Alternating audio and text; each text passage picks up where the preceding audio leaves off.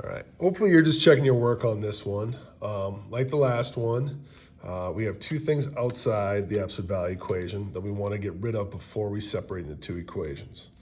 Once again, they're multiplying by a half and adding 3. We're going to do the inverse operations of both of those. I'll subtract 3 from both sides,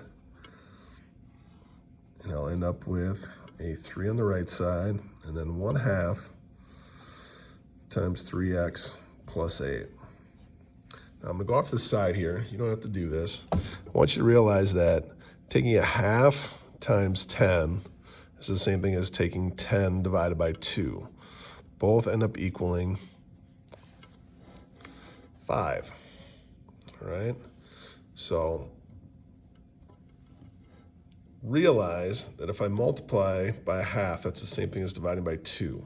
So the inverse operation dividing by 2 is multiplying both sides by 2. So what I'm going to do is multiply both sides of the equation by 2.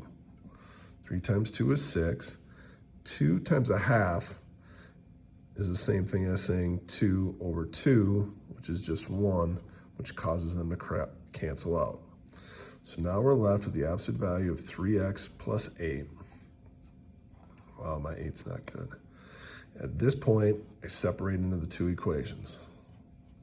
I get 3x plus 8 equals 6. Oh, that was not good. And then I get 3x plus 8 equals negative 6. So from here,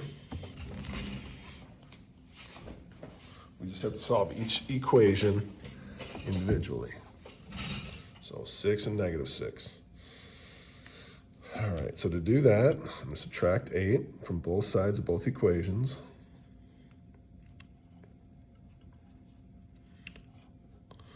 We'll get 3x equals negative 14. All right, and over here I'll get 3x equals negative 2. And then both equations come down to division by 3. 3's cancel. I get one answer as a fraction, negative 2/3. And over here, we'll do the same thing. We'll divide by 3.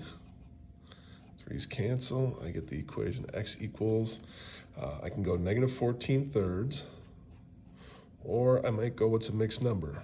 3 goes into 14 4 times. 4 times 3 is 12 with the remainder of 2. So I might say negative 4 2/3 as my final answer. All right, this will get you through chapter 3, section 4's homework.